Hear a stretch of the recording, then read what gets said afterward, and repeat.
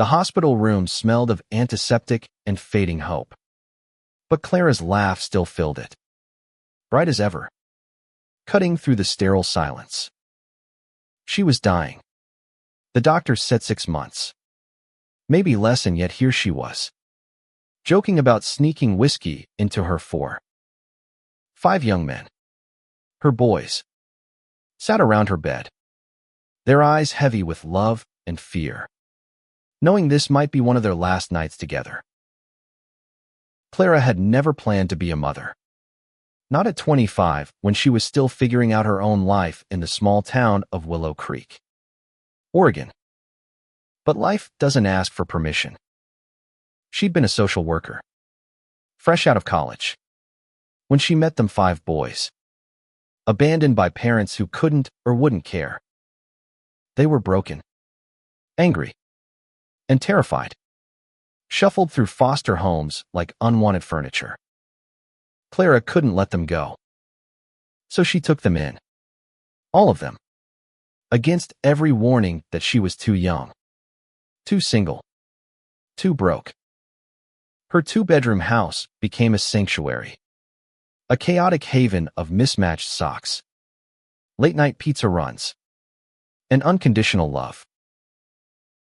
Now, 15 years later, they were grown men, and she was their anchor, their North Star. But the cancer had come fast, a cruel twist after years of fighting for them. And in the midst of her battle, 3 of her boys, Elliot, Marcus, and Jamie, had come out, each in their own way, revealing truths they'd hidden for years. Their courage shook the family, not because it changed their love, but because it forced them to confront secrets, fears, and a world that wasn't always kind to who they were. Elliot, the eldest at 26, sat closest to Clara's bed. He was lanky, with sharp cheekbones and eyes that carried too much weight. He'd come out first, 2 years ago, in a quiet moment over coffee. "Ma, I'm gay," he'd said, his voice trembling, expecting rejection. Clara had just smiled, pulled him into a hug, and said, "Took you long enough to tell me, kid." But the world outside her door wasn't as kind. Willow Creek was small, conservative, and Elliot had faced whispers, stares, and Warsi brick through his car window with a slur scrawled on it. He'd kept that from Clara, not wanting to burden her, but she always knew when he was hiding something. Marcus, 24, sat by the window, his broad shoulders hunched. He was the quiet one, the protector, always watching out for the others. He'd come out as bisexual last summer, after falling hard for a guy named Leo at community college. Their relationship was a secret, hidden from everyone but Clara and the boys. Marcus hadn't wanted to risk the town's judgment, not when Clara was already sick. But the weight of hiding who he was ate at him, and Clara saw it in the way he'd go silent for days. Jamie, the youngest at 21, was the spark of the group, with a quick grin and a knack for trouble. He'd come out as trans 6 months ago, right after Clara's diagnosis. His announcement had been bold. Unapologetically shaved his head, bought a binder, and told the family he was done pretending to be someone he wasn't. Clara had cried, not out of sadness, but because she was so damn proud. Jamie's transition wasn't easy. The town's gossip mill churned, and he'd lost friends. But Clara taught him to hold his head high, even when it hurt. The other 2, Noah and Liam, sat on opposite sides of the room, their own struggles quieter but no less real. Noah, 23, was the artist, always sketching, always dreaming. He hadn't come out, but Clara suspected he was questioning, grappling with feelings he wasn't ready to name. Liam, 22, was the skeptic, the one who challenged everything. He'd never admit it, but he was terrified of losing Clara, the only person who'd ever believed in him. Tonight, they were all here, crowded into the hospital room, because Clara had asked for one last family meeting. She wasn't ready to die, but she knew she had to prepare them. The boys thought they were here to say goodbye, but Clara had a different plan. She'd always taught them to fight for themselves, for each other, for love. And now, as her time ran out, she had one final lesson, to show them that family wasn't just about surviving together, but about living fully, no matter what the world threw at them. Clara propped herself up, wincing but determined. "Listen up, you knuckleheads," she said, her voice weaker but still fierce. "I didn't raise you to fall apart. You're going to keep going. You hear me?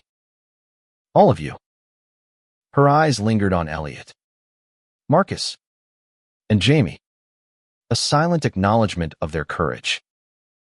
"You're enough, just as you are. Always have been." The room fell silent, the weight of her words settling over them. Elliot reached for her hand, tears in his eyes. Marcus stared out the window, jaw tight. Jamie fidgeted, trying to mask his fear with a smirk. Noah and Liam exchanged a glance, both struggling to hold it together. They knew what was coming, but they weren't ready. Not yet. Clara's story wasn't just about her, it was about them. The family they'd built. The love that had held them together through abandonment, prejudice, and now, the shadow of death. This was their fight now. To carry her love forward. To face a world that didn't always understand them. And to prove that family was bigger than blood. 15 years earlier, Clara's house was a whirlwind of chaos and hope. The boys arrived one by one, each carrying their own scars. Elliot, 11, was the first. A skinny kid with a chipped tooth and a habit of flinching at loud noises. His parents had vanished after a drug bust, leaving him in a group home where he'd learned to trust no one. Clara saw the fire in him, buried under fear, and promised he'd never be alone again. Marcus came next, 9 years old, with a scowl that could scare off anyone. He'd been bounced between foster homes, labeled troubled after fights he didn't start. Clara saw past the anger to the boy who'd sit up at night, guarding his younger foster siblings. She gave him a room, a punching bag, and a promise, "You're safe here." Noah, 8, was the dreamer, always clutching a sketchbook. His mother had died. His father hadn't cared, and he'd been left with nothing but his drawings. Clara hung his sketches on the fridge, bought him pencils, and told him his art could change the world. Liam, 7, was the skeptic even then, questioning why Clara cared when no one else had. His parents had abandoned him at a gas station, and he'd learned to expect betrayal. Clara's patience wore him down, slowly, with home-cooked meals and late-night talks. Jamie, the last to arrive at 6, was a whirlwind of energy, always laughing, always hiding his pain. His parents had called him a mistake, left him on a church doorstep. Clara saw the spark in him and vowed to protect it. Her house wasn't big, but her heart was. She stretched every paycheck, worked overtime, and turned her life upside down to give them a home. The early years were rough. Elliot got into fights at school, defending himself against kids who called him trash. Marcus punched a wall once, overwhelmed by the kindness he didn't trust. Noah withdrew into his sketchbook, afraid to hope. Liam pushed Clara away, testing her. Jamie's energy got him in trouble: petty theft, pranks, anything to feel seen. But Clara never wavered. She showed up to every parent-teacher meeting, every court date, every late-night crisis. She taught them to cook, to dream, to fight for each other. By the time they were teenagers, the house was a family. They argued over chores, shared clothes, and stayed up late watching horror movies. Clara was their rock, but she wasn't perfect. She doubted herself, wondered if she was enough. She'd lie awake, worrying about Elliot's temper, Marcus's silence, Noah's shyness, Liam's cynicism, Jamie's recklessness. But she never let them see her fear. To them, she was invincible. Now, in the hospital, those memories felt like a lifetime ago. Clara looked at her boys, grown but still hers, and saw the men they'd become. Elliot was a carpenter, building furniture with the same hands that once threw punches. Marcus was studying to be a nurse, channeling his protectiveness into care. Noah's art was starting to sell, small pieces in local galleries. Liam worked in IT, his sharp mind solving problems. Jamie was a barista, saving up for college, his confidence growing with every step of his transition. But the world hadn't been kind. Elliot's coming out had cost him friends and a job. He'd moved to Portland, hoping for acceptance. But even there, he faced hate. Marcus's relationship with Leo was strained by secrecy. Leo wanted to be open, but Marcus wasn't ready. Jamie's transition brought stares and whispers, and he'd stopped going to the local diner after a customer spat at him. Noah and Liam, still finding themselves, watched their brother's struggles and wondered where they fit in a world that judged so harshly. Clara knew their pain, even when they tried to hide it. She'd always known. And now, with her time running out, she wanted to give them one last gift: the strength to live as their true selves, no matter what. She'd planned this night, not to say goodbye, but to remind them who they were. She'd written letters, one for each boy, to be opened after she was gone. But tonight, she needed to see their faces, to tell them herself. "I need you to promise me something," Clara said, her voice steady despite the pain. "Don't hide who you are. Not for anyone." She looked at Elliot, Marcus, and Jamie, her eyes fierce. "You're not just enough, you're everything. And you," she turned to Noah and Liam, "you don't have to have it all figured out. Just keep searching." The boys nodded, some crying, some holding it in. They didn't know how to face a world without her, but they knew she'd never let them give up. Clara leaned back, exhausted but content. She'd given them a home, a family, a chance. Now, it was their turn to carry it forward. Elliot's hands shook as he left the hospital that night, the weight of Clara's words pressing against his chest. He drove through Willow Creek's quiet streets, the town's familiarity both comforting and suffocating. He'd always been the protector, the one who took the hits so the others wouldn't have to. But now he felt helpless. Clara was slipping away, and he couldn't fight cancer the way he'd fought bullies or bigots. Back in Portland, his apartment was a small, cluttered space filled with half-finished woodworking projects. He'd moved there to escape the town's small-mindedness. But the city wasn't the haven he'd hoped for.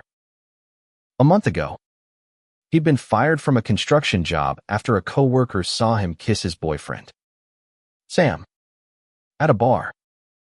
"We don't need that here," his boss had said. No explanation. No second chance. Elliot hadn't told Clara, but she'd guessed. Her eyes sharp as ever. "You're more than their hate," she'd said. He wanted to believe her. Marcus, meanwhile, was unraveling in his own way. He'd stayed behind at the hospital, volunteering to take the night shift so the others could rest. But really, he needed space to think. His relationship with Leo was crumbling under the pressure of secrecy. Leo was out, proud, unafraid, and he wanted Marcus to be the same. But Marcus couldn't shake the fear of what it would cost his job, his family's safety, Clara's peace. He'd seen what Elliot went through. The slurs. The threats. He didn't know if he was strong enough. At the hospital, Marcus sat by Clara's bed, watching her sleep. The machines beeped softly, a reminder of time slipping away. He thought about the first time he'd felt safe, when Clara had caught him stealing food from her pantry and, instead of yelling, made him a sandwich. "You don't have to take," she'd said. "You just have to ask." Now, he wanted to ask her how to be brave, but he didn't know how. Jamie, on the other hand, was all fire. He left the hospital and went straight to the local bar, needing to drown his fear in noise. He'd always been the bold one, the one who laughed in the face of pain. But Clara's illness had cracked his armor. He'd come out as trans to prove he could be himself, no matter what. But the world kept pushing back. At the bar, he caught a guy staring, not with curiosity, but with disgust. Jamie stared back, daring him to say something. But inside, he was terrified. Clara had taught him to stand tall. But what if he wasn't enough without her? Noah and Liam went home together, to the house they still shared with Clara. It was quiet without her, the walls lined with memories photos. Noah's old sketches, Jamie's graffiti art from his rebellious phase. Noah sat at the kitchen table, sketching Clara's face, trying to capture her strength. He hadn't come out, hadn't even admitted to himself what he felt for his friend, Alex, a quiet guy from his art class. Noah wasn't ready to face it. Not with Clara dying. Not with the family already stretched thin. Liam, ever the skeptic, paced the living room, angry at the world, at cancer, at himself. He'd never been good at feelings. But Clara had always known how to reach him. When he was 12, he'd run away, convinced she'd give up on him. She'd found him at the bus station, sat with him for hours, and said, "You can't outrun family, kid." Now, he felt like he was losing her, and he didn't know how to fight it. The next morning, the boys gathered at the house, called by Clara's best friend, Sarah, who'd been helping with her care. Sarah had found Clara's letters, tucked in a box under her bed, one for each boy. "She wants you to read them when she's gone," Sarah said, her voice breaking. "But she also wants you to start living now, not waiting for her to go." Elliot took charge. As always. "We need to do something for her," he said. "Something that shows her we're okay. That will keep going."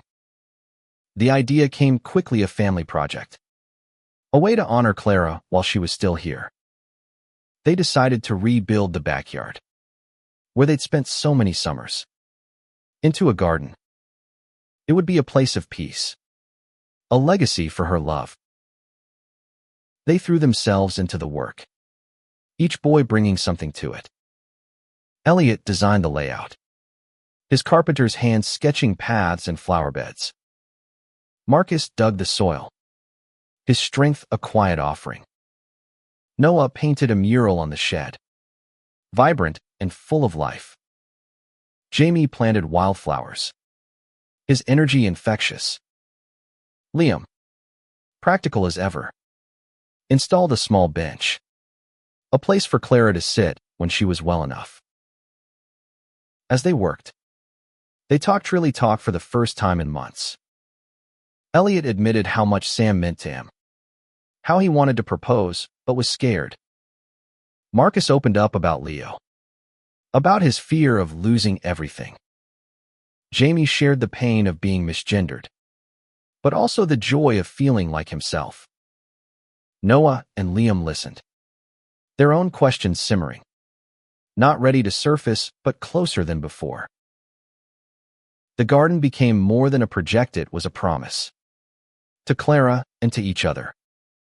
They weren't just building a space. They were building their future. One where they could be themselves. No matter what. The garden took shape under the Oregon sun. Each shovel of dirt and planted seed a defiance against the grief looming over them. Clara was too weak to leave the hospital. But Sarah brought her photos. And her face lit up at the sight of her boys working together. Those knuckleheads, she'd whispered, a tear slipping down her cheek. They're gonna be okay. Elliot threw himself into the project, his hands calloused from hammering stakes and hauling stones. He needed the work to keep his mind off Sam, who'd been distant since the job loss. Sam wanted to fight the firing, to go public. But Elliot couldn't face the scrutiny. Not with Clara so sick. He'd always been the strong one. But now he felt like he was failing everyone. Clara. Sam. Himself. One night, he broke down in the backyard, sobbing into the dirt. Marcus found him, sat beside him, and didn't say a word, just stayed until Elliot could breathe again. Marcus was struggling too, his quiet strength fraying. Leo had given him an ultimatum, come out or let him go. Marcus wanted to be brave, like Clara, but the fear was paralyzing. He remembered the night she'd caught him crying as a kid, after a foster parent had called him worthless.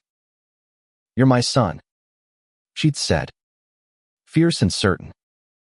Now, he wanted to make her proud, but the world felt too heavy. He started bringing Leo to the garden, introducing him to the boys as a friend. But Jamie saw through it, giving Marcus a knowing grin. Jamie was a force, planting flowers with a fury that masked his fear. He'd started hormone therapy, and the changes, his voice deepening, his body aligning with who he was, felt like a victory. But the town stares hadn't stopped. At the hardware store, buying supplies for the garden, a cashier had sneered. You're Clara's kid, right? The one who thinks he's a boy. Jamie had frozen, his confidence crumbling. But Noah stepped in, calm and sharp. He's my brother, Noah said, staring the cashier down. Jamie hadn't expected that from quiet Noah, and it lit something in him, a reminder of the family he had. Noah's own world was shifting. His sketches for the mural were bolder now, full of color and defiance, inspired by Clara's strength and his brother's courage. He'd started talking to Alex more, their conversations lingering late into the night. Alex was openly queer, unafraid, and Noah envied that freedom. He hadn't told anyone about the feelings stirring in him, but Clara had noticed, her eyes catching his hesitation. You don't have to rush, she'd said during a hospital visit. Just don't hide from yourself. Liam, practical as ever, kept the project on track. ordering supplies and managing their budget. But his cynicism was cracking.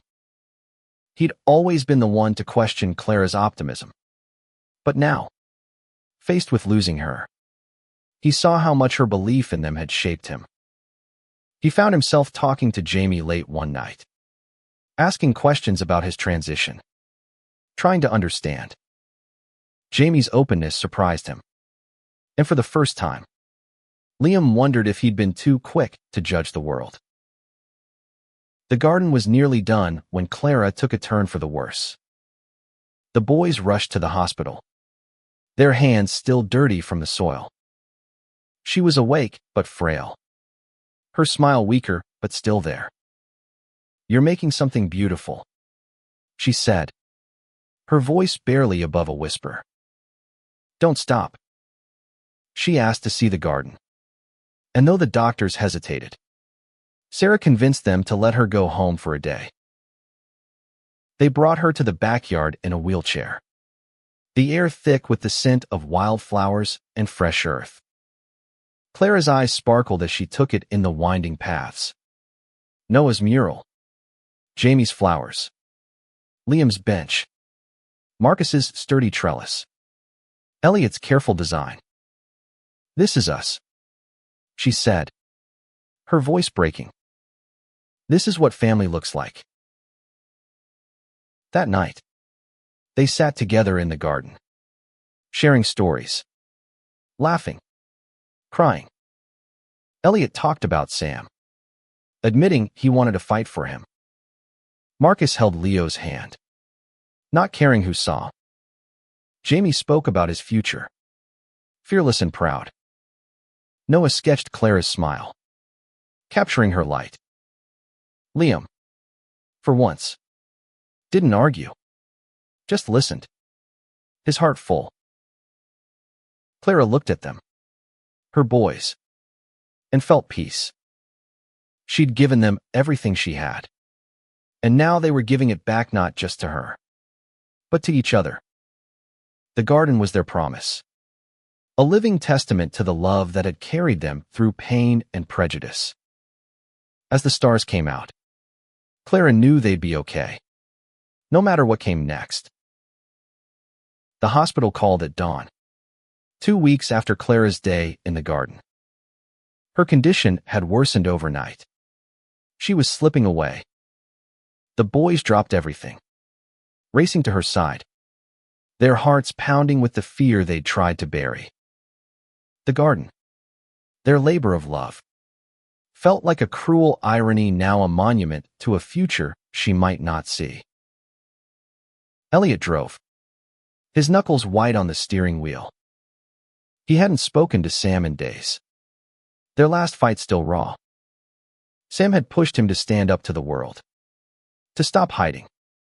But Elliot had snapped, saying he couldn't handle it with Clara dying.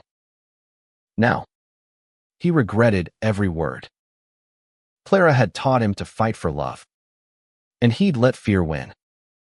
He vowed to make it right, if he got the chance. Marcus sat in the back seat, texting Leo. He'd finally come out to the family, introducing Leo as his boyfriend during a hospital visit. Clara had squeezed his hand, her eyes shining with pride. But the town's reaction was colder. A coworker had stopped talking to him, and he'd overheard slurs at the grocery store. Marcus felt the weight of Clara's words and hide who you are, but the world made it so hard. He glanced at Jamie, who was staring out the window, and wondered how he stayed so fearless. Jamie was anything but fearless inside. His transition was moving forward, but the hospital visits were a reminder of how fragile life was. He'd started writing poetry, a secret he hadn't shared, pouring his fears and hopes into words. Clara had caught him scribbling once and said, "You've got a voice, Jamie. Use it." Now, he wanted to read her one of his poems, to show her who he was becoming. But he was terrified he'd run out of time. Noah clutched his sketchbook, his fingers smudged with charcoal. He'd finished the mural, a vibrant explosion of color that told their story: Clara's love, their struggles, their triumphs. Alex had helped, their hands brushing as they painted. And Noah had felt something shift. He hadn't come out, but he was starting to accept that he might be queer, too. Clara had always known. He realized, her gentle nudges guiding him toward truth. Liam sat up front, silent, his mind racing. He'd spent years pushing people away, afraid of being hurt. But Clara's illness had forced him to see what mattered. He'd started talking to the others, really listening, and found himself admiring their courage, Elliot's resilience, Marcus's quiet strength, Jamie's defiance, Noah's vulnerability. He didn't know where he fit, but for the first time, he wanted to be part of it. At the hospital, Clara was awake, her breathing shallow but her eyes clear. The boys crowded around her, trying to hide their fear. She looked at them, her family, and smiled. "You're my masterpiece," she said, her voice faint but fierce. She asked for her letters, the ones Sarah had found, and handed them out, one for each boy. "Not yet," she said. "Read them when I'm gone. But know they're full of love." They spent the day with her, sharing memories, laughing through tears. Elliot told her about Sam, promising to fight for him. Marcus admitted his fear of losing Leo, and Clara whispered, "Love's worth it." Jamie read her a poem, his voice shaking, and she cried, proud and overwhelmed. Noah showed her a sketch of the garden, and she touched it, her fingers trembling. Liam, for once, didn't hold back, telling her he loved her, words he'd rarely said. As night fell, Clara grew weaker, but she held on, her boys around her. She talked about the garden, about the life they'd built. "You don't need me to be a family," she said. "You've got each other." Her words were a lifeline, a reminder of the strength she'd given them. When she fell asleep, the boys stayed, holding vigil. They didn't know how much time they had, but they knew they'd face it together. The letters sat heavy in their hands, unopened, a promise of Clara's love waiting for them. Outside, the world was still harsh, still judgmental. But in that room, they were unbreakable, bound by a love that had defied every odd. Clara passed in the early hours, her hand in Elliot's, her boys around her. The hospital room was quiet, the machines finally still. The grief was a tidal wave, crashing over them. But they held each other up, just as she'd taught them.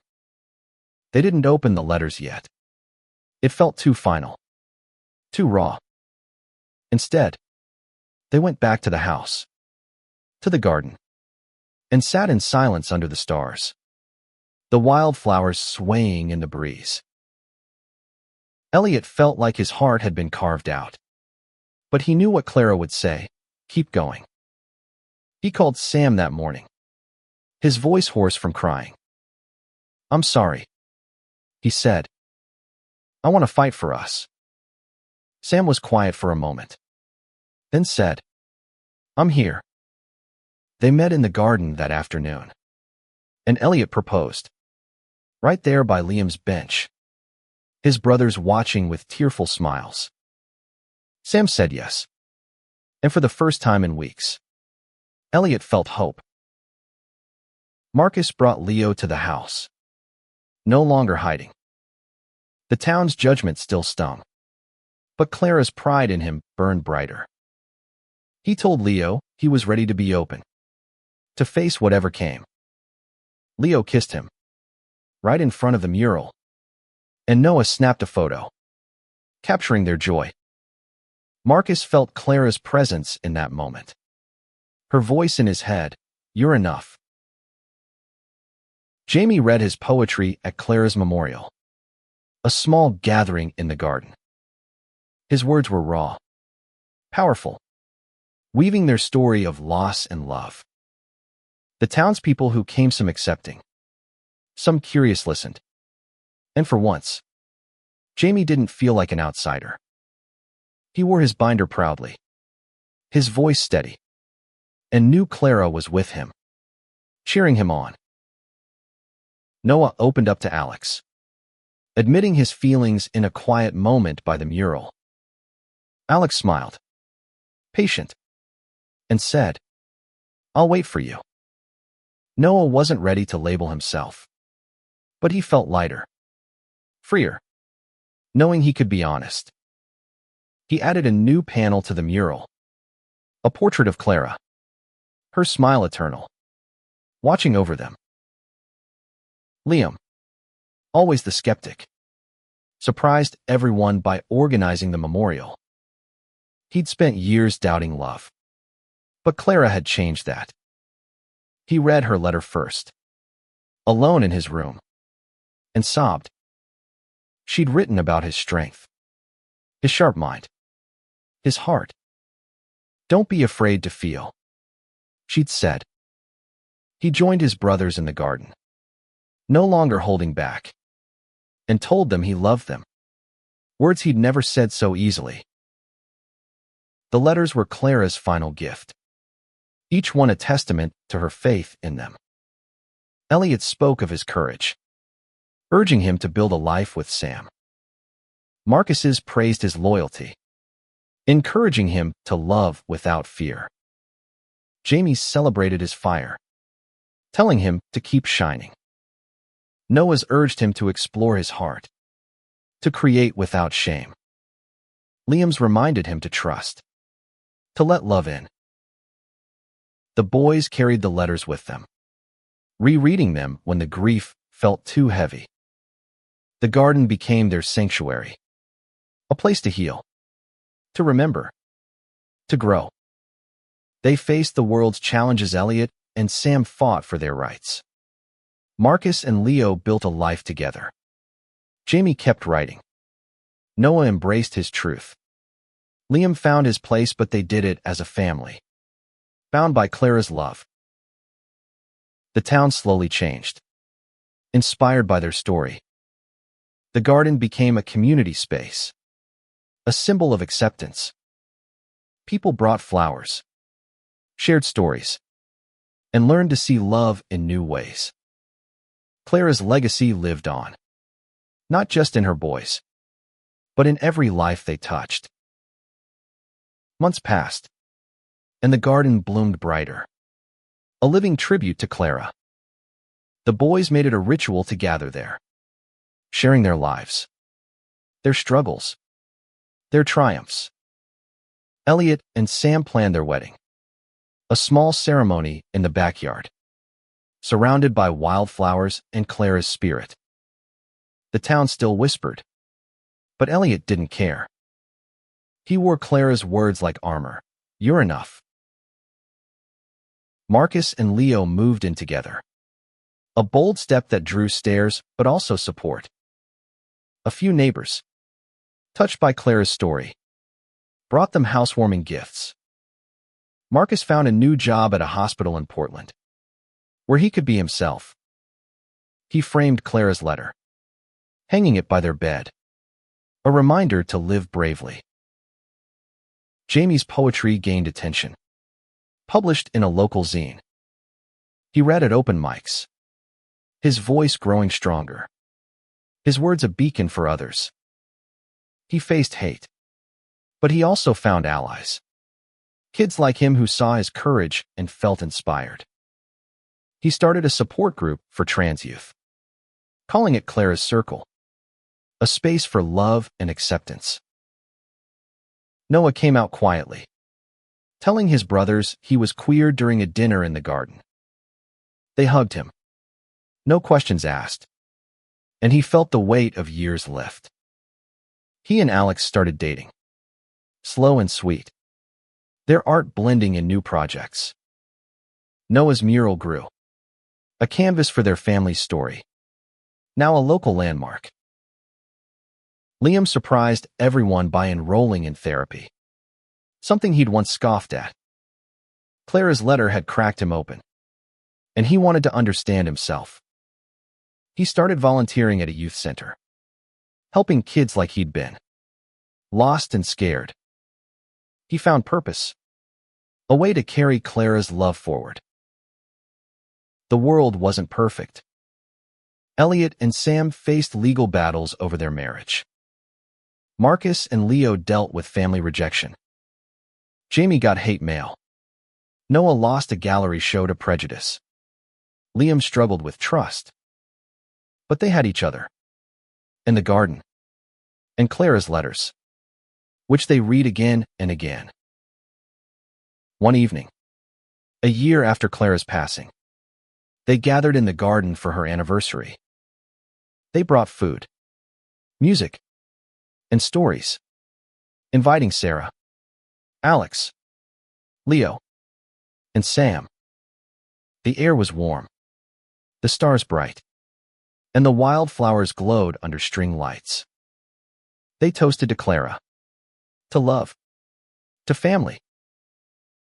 Elliot spoke first, his voice steady. She gave us everything. Now it's our turn to give it back. They decided to make the garden a public space, a haven for anyone who needed it.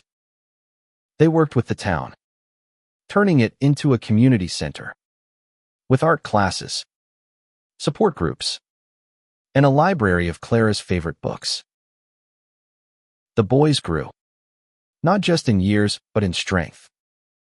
They faced the world's cruelty, but also its kindness, finding allies in unexpected places. Clara's love had taught them to stand tall, to love fiercely, to build a family that could weather any storm. 2 years later, the garden was a beacon in Willow Creek, known across Oregon as Clara's Haven. It drew visitors from nearby towns, queer kids seeking safety, families learning to understand, artists inspired by Noah's mural. The boys ran it together, each bringing their gifts, Elliot's leadership, Marcus's care, Jamie's fire, Noah's art, Liam's practicality. It wasn't just a place. It was a movement, a testament to what love could do. Elliot and Sam were married now, their wedding a celebration of defiance and joy. They'd fought for their rights, winning a small legal battle that made headlines. Elliot ran a woodworking shop, teaching kids from the youth center, passing on Clara's belief in second chances. Marcus and Leo were engaged, planning a quiet ceremony in the garden. Marcus worked as a nurse, his compassion touching every patient. He'd faced his fears, coming out fully, and found strength in Leo's love and Clara's words. They hosted workshops at Clara's Haven, helping others navigate their identities. Jamie's poetry was published in a national anthology, his voice reaching far beyond Willow Creek. He ran Clara's Circle, now a thriving network for trans youth. He still faced hate, but he channeled it into his work, his words a weapon and a shield. He carried Clara's letter in his wallet, a reminder of her pride.